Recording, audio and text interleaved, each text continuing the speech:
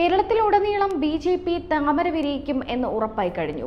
പല ജില്ലകളിലും ബി.ജെ.പിക്ക് നേരെ അനുകൂലമായ പല പ്രസ്താവനകളും പല കാര്യങ്ങളും ഉയരുന്നുണ്ട്. അത് മാത്രമല്ല, ബി.ജെ.പി. ഇപ്പോൾ നടത്തുന്ന പ്രചാരണത്തിൽ വലിയ പ്രതീക്ഷയാണ് ഈ പാർട്ടിക്ക് ഉള്ളത്. ഇപ്പോൾ വയനാട്ടിൽ നിന്നും ബി.ജെ.പിക്ക് അനുകൂലമായൊരു വാർത്തയാണ് എത്തുന്നത്. Wayanad DCC general secretary PM Sudhakaran Congress വിട്ട് ബി.ജെ.പിയിൽ ചേർന്നിരിക്കുന്നു.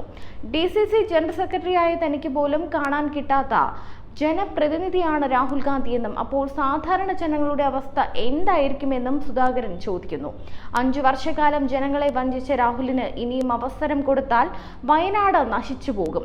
അമേഠിയിൽ മത്സരിക്കില്ലെന്ന് വയനാട്ടുകാർക്ക് ഉറപ്പു നൽകാൻ രാഹുൽ തയ്യാറുണ്ടോ എന്നും അദ്ദേഹം ചോദിച്ചു.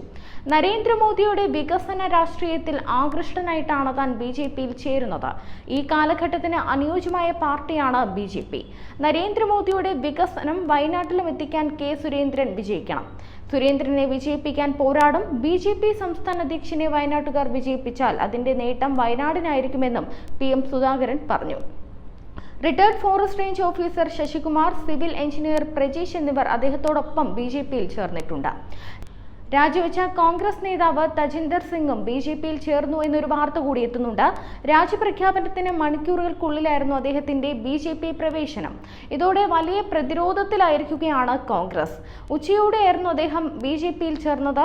ഡൽഹിയിലെ ബി.ജെ.പി. ആസ്ഥാനത്തെത്തിയായിരുന്നു അദ്ദേഹം പാർട്ടി അംഗത്വം സ്വീകരിച്ചത്. കേന്ദ്രമന്ത്രി അശ്വിനി വൈഷ്ണവ് ബിട്ടുവിനെ പാർട്ടിയിലേക്ക് സ്വാഗതം ചെയ്തു. ബി.ജെ.പി. ജനറൽ സെക്രട്ടറി വിനോദ് താവ്ഡെയും മറ്റു മുതിർന്ന നേതാക്കളും പരിപാടിയിൽ സന്നിഹിതരായിരുന്നു. രാജിവെച്ചതിന് പിന്നാലെ ബിട്ടു ബി.ജെ.പിയിൽ ചേരുമെന്ന തരത്തിൽ സൂചനകൾ പുറത്തു വന്നിരുന്നു. ഇതിന് പിന്നാലെയാണ് ഔദ്യോഗിക അംഗത്വം സ്വീകരിച്ചത്. ലോക്സഭാ തിരഞ്ഞെടുപ്പ് ഉൾപ്പെടെ വിവിധ വിഷയങ്ങളിൽ കോൺഗ്രസ് നേതൃത്വവുമായി ബിട്ടുവിന് അസ്വാരസ്യങ്ങൾ നിലനിന്നിരുന്നു.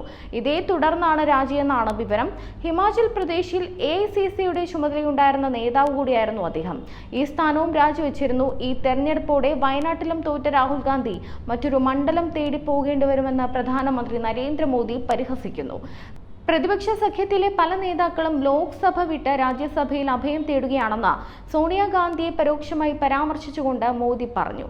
മഹാരാഷ്ട്രയിലെ നാദേഡിൽ തെരഞ്ഞെടുപ്പ് റാലിയിൽ സംസാരിക്കുകയായിരുന്നു അദ്ദേഹം. അമേഠിക്ക് ശേഷം കോൺഗ്രസിന്റെ രാജകുമാരൻ വയനാട്ടിലും തോൽക്കാൻ പോവുകയാണ്. ഏപ്രിൽ 26-ന് ശേഷം അദ്ദേഹം വേറൊരു സീറ്റ് തേടും. പ്രതിപക്ഷ സഖ്യത്തിലെ പല നേതാക്കളും മത്സരിക്കാൻ മടിക്കുകയാണ്. പലരും ലോക്സഭ വിട്ട് രാജ്യസഭയിൽ അഭയം തേടുന്നു. കോൺഗ്രസ് ഭരണത്തിൽ ചെയ്തു വച്ച കാര്യങ്ങൾ തിരുത്താനായി തനിക്ക് 10 വർഷം വേണ്ടിവന്നുവെന്ന് മോദി പറഞ്ഞു.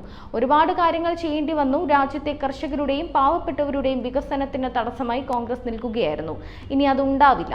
കാർഷിക പ്രതിസന്ധി ഇനി സംഭവിക്കില്ല. പ്രതിപക്ഷ സഖ്യത്തിന് ഒരു മുഖമില്ല. ഒരാളെയും ഉയർത്തി കാട്ടാനില്ല. ആരെയാണ് ജനം വിശ്വസിക്കുക? അവർ പലതും പറയുന്നുണ്ടാകും. എന്നാൽ തെരഞ്ഞെടുപ്പിന് മുൻപ് തന്നെ കോൺഗ്രസ് പരാജയം സമ്മതിച്ചു എന്നതാണ് യാഥാർത്ഥ്യമെന്നും മോദി പറയുന്നു.